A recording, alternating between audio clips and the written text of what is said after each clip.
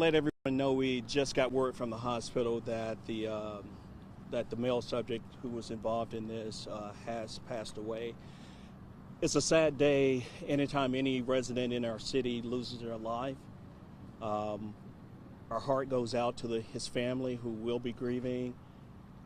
Our hearts also goes out to our officer who was involved in this, because he and his family will have to deal with this as well.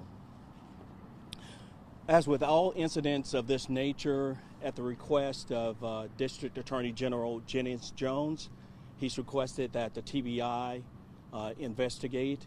So they're here on the scene conducting an independent investigation. Our Office of Professional Responsibility, or OPR, is conducting an internal investigation. They will be reviewing all evidence, any video that's available, to ensure that this is a speedy and thorough investigation. We do want our community to know that we will work as quickly as we can to get to the bottom of what happened. And of course, they can be assured that we will do that as quickly as possible. We do want you to know that investigations of this nature do take time. And we just ask for the patience from the public as well as you, the media, until this investigation concludes.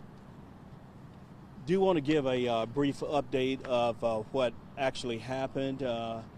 Do keep in mind this information is preliminary and is still subject to change.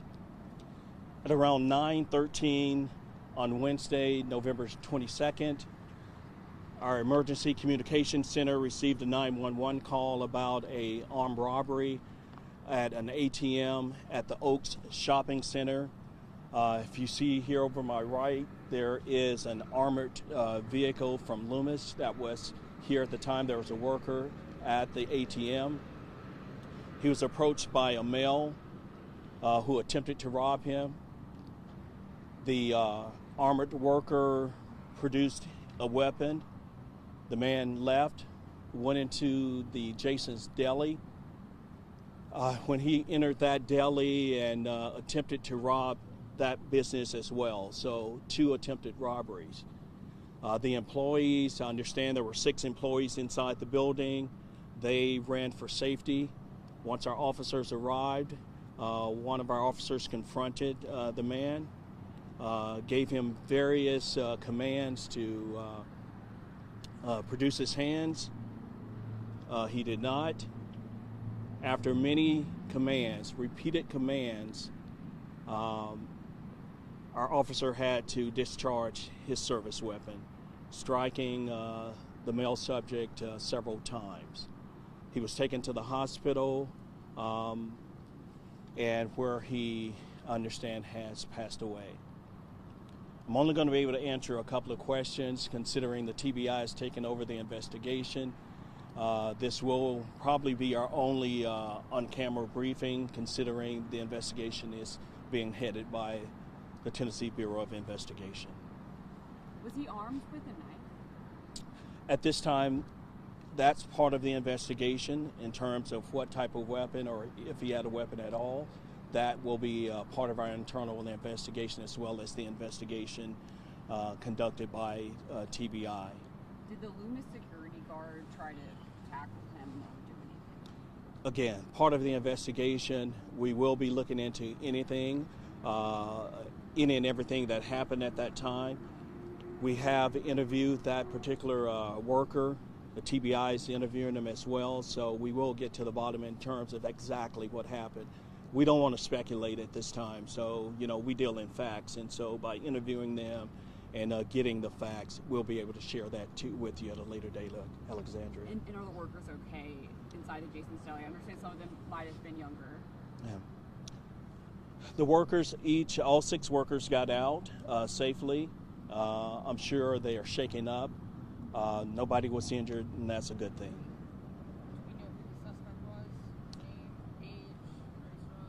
At this particular time, we do have to notify next of kin, and so we're not going to be releasing a name until next of kin has been notified, but we can tell you it's a 44-year-old male. We talked to a witness who said police were kind of here like that. What was police response time like?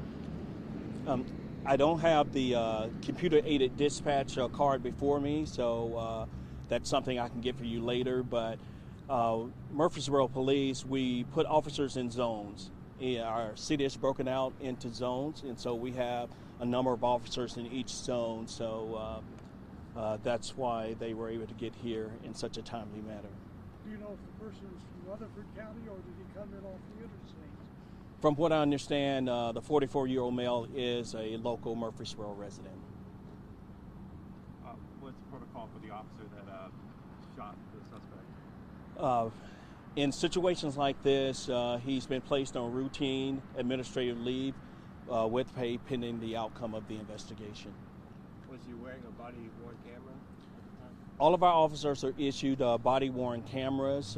We have policies and procedures that whenever they arrive at a scene to activate those cameras. And so we will be reviewing any body-worn camera, any additional video from businesses to help us conclude this investigation. So the shooting, since it was inside of Jason's Deli, any idea when these businesses might be able to reopen, or what's the timeline on that? At this time, Alexandria, that business is a crime scene. It has to be processed. Our crime scene technicians will be coming to the scene to help process. Again, the TBI is taking over that investigation, so we don't want to speculate in terms of how soon that business will be able to open. Do we know how many bystanders were inside of Jason's Deli at the time of the shoot? That would be part of the investigation. I know our officers have talked to the majority of the people who were inside, so I don't want to give a number. I can tell you there were 6 employees in the business at the time of this incident.